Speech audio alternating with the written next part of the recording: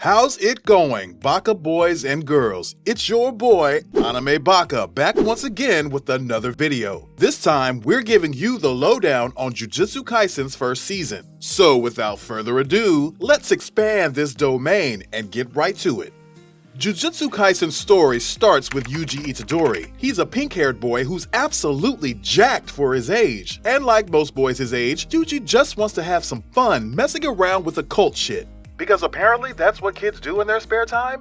Eventually, Yuji gets possessed by the spirit of Ryomen Sakuna, a big, bad, near-immortal sorcerer with 6 arms. So, how did Yuji become a vessel for this guy? Our boy swallowed man's fingers like he was auditioning to be Neil Gaiman's nanny, of course. This put Yuji in the crosshairs of the Jujutsu Society, which is this world's version of Hogwarts. Except this Hogwarts has no problem putting kids on death row. And they probably have better teeth. Long story short, Yuji is knocked the out and wakes up inside a prison with a white-haired hunk named Gojo Satoru. Now Satoru is like the LeBron James of Jujutsu sorcerers. In other words, he's a prima donna. He tells Yuji he's about to get put in front of a firing squad so they can kill Sakuna for good. Yuji's like, what the hell, man? The did I do? And Gojo's like, relax, kid. I've staved off your execution. So Yuji says, alright, cool. To which Gojo says, yeah, we'll just kill you once we've made you one throat all Sakuna's fingers. In the meantime, Jujutsu Society owns you now. I've enrolled you in Jujutsu Jujutsu High, so you can make use of yourself until then. And with that, Yuji goes, yes, daddy.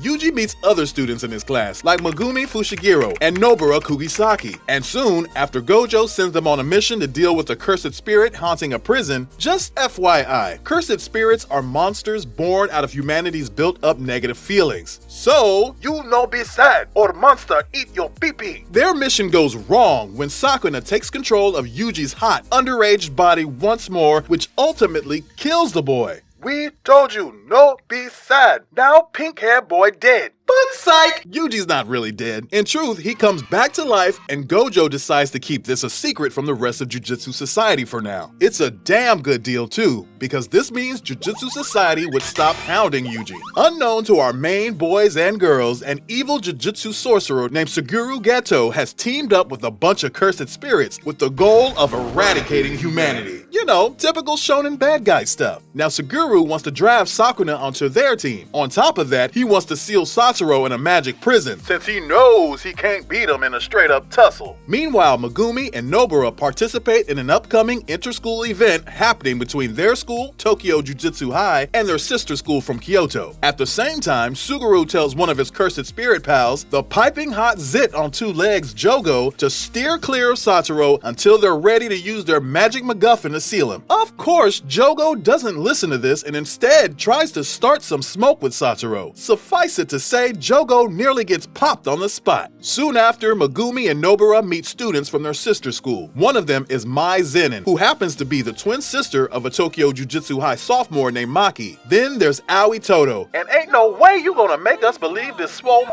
is a teenager. Aoi is an absolute meathead. So he steps up to Megumi and goes, let's bang, bro. Megumi wants none of that smoke, so he goes, nuh-uh, sir. What the are you even doing in this school? You like 40 fucking years old. But Aoi really wants a taste of your boy, so they get into it until a couple of other Tokyo sophomores, Panda and Toji, stop them. Now Panda is, well, a panda. He's a good boy and will fight you if you say otherwise. On the other hand, Toji can easily be described as the boy with a killer voice. He's also one of the few Jujutsu High students who has a bona fide Jujutsu sorcerer's license, allowing him to go on official missions alone. While all this is happening, Satoru pays Jujutsu High's back office a visit and tells the principal Gakuganji to quit using the students as cannon fodder or he's gonna beat his geriatric ass. Somewhere else, we find out that another of Suguru's cursed spirit buddies, Mahito, is doing some really shady stuff on his own. Now, Mahito is this powerful cursed spirit whose main power is that he likes to touch things. Men, women, kids, hamsters, you name it, and Mahito probably wants to give it a good rub. The thing is, Mahito's touch twists your soul so much that you end up literally exploding. So if you see Mahito in your neighborhood, boys and girls, please tell your local authorities. Yuji also meets Nanami Kento, who's a well-respected jujutsu sorcerer, who also happens to be Satoru's underclassman and teaches Yuji the ways of jujutsuing. Meanwhile, Mahito finesses his way into the life of an unwitting teenager named Junpei. Eventually, Yuji and Nanami catch wind of Mahito's crimes against humanity. Nanami tussles with Mahito, but the serial groper manages to escape. And as if by destiny, Yuji meets Junpei and the two become friends. Their relationship ends in a huge downer though, as Mahito ultimately uses Junpei to get to Yuji during their next confrontation. That is to say, Mahito touches Junpei so hard that he dies. Of course, Yuji gets all aggro from this and puts hands on Mahito. Sakuna also makes himself known to Mahito, telling him not to even think about messing with his favorite boy. Nanami soon joins the battle and they double team the creepy cursed spirit. Yuji and Nanami initially get the drop on Mahito, but he eventually digs deep and manages to trap Nanami in his domain. On a side note, domains or domain expansion in Jujutsu Kaisen is this technique that basically creates a pocket dimension and gives the user home court advantage against their opponents. Nanami thinks he's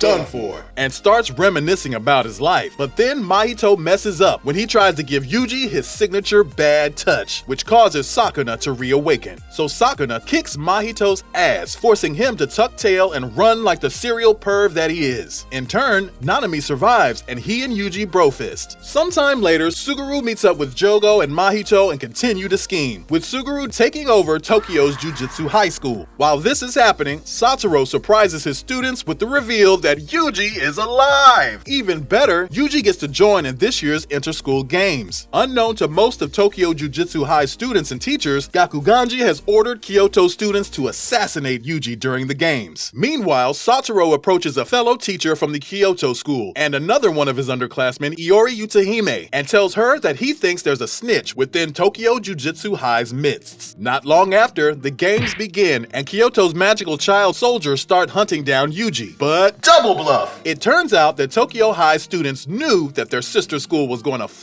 them over, so they managed to divert most of Kyoto students away from our pink-haired protagonist. Still, Aoi managed to get his hands on Yuji. Unlike the other Kyoto students though, Aoi doesn't want to dunk on Yuji because grown men know right from wrong. Instead, he just wants to tussle with our boy in a bit of high school student versus questionable teenager roughhousing. Even better, Aoi and Yuji end up becoming a couple of soul brothers when they discovered their mutual admiration for big old titties. We kid you not. Ultimately, the inter-school battle royale is cut short when Suguru and his boys crash the party. First, one of his cursed spirit buddies, Hanami, goes after Toji. Toji manages to round up a few other students to help him fight against Hanami, but this just distracts him from Suguru and the others, who successfully turn Tokyo Jujutsu High's campus into their private little party. They do this by erecting a cursed barrier around the school that Satoru and only Satoru is forbidden from entering. Because seriously, Satoru might be an ace player, but the dude's kind of a dick. Yuji and Aoi then team up to bring Hanami down. We also learn that Aoi has taught his new bro a technique called Black Flash, which basically gives you the punching power of 2.5 Prime-era Francis Ngannou. In the end, Satoru arrives at the barrier and quickly dispels it before teabagging one of Suguru's friends, a scrub named Juzo. This forces Hanami to retreat, but we find out that Mahito has gotten a hold of one of Sakuna's creepy fingers somewhere else. Shortly after, we discover that the attack on the Kyoto-Tokyo High Games was just a diversion that Suguru's gang created to allow Mahito to slide into the Tokyo campus and steal more of Sakuna's fingers. In the end, Mahito got 6 of the ancient sorcerer's dried out appendages, and even stole 3 artifacts known as cursed wombs too. Think of cursed wombs as what happens when humans get freaky with cursed spirits. They're basically powerful half-breed babies. Shortly after the inter-school games, Yuji, Nobara, and Megumi go on a mission to exorcise a curse at Megumi's old junior high school. We also find out that Megumi has a comatose sister named Sumiki, and that the same curse might come after her. In the meantime, Suguru and his boys manage to awaken the cursed wombs. During their mission, Megumi gets separated from his friends, which forces him to fight a powerful cursed spirit by himself. A couple of shonen anime cliches later, Megumi digs deep and defeats the curse. He even gets a Sakuna finger as loot. Meanwhile, Yuji and Nobara confront Eisu and Kichizu, who happen to be a couple of the cursed wombs that Suguru and his gang awaken. They tussle a bit, and Yuji and the half-breeds have some drama. Not Nobara though, because this girl doesn't give a flying f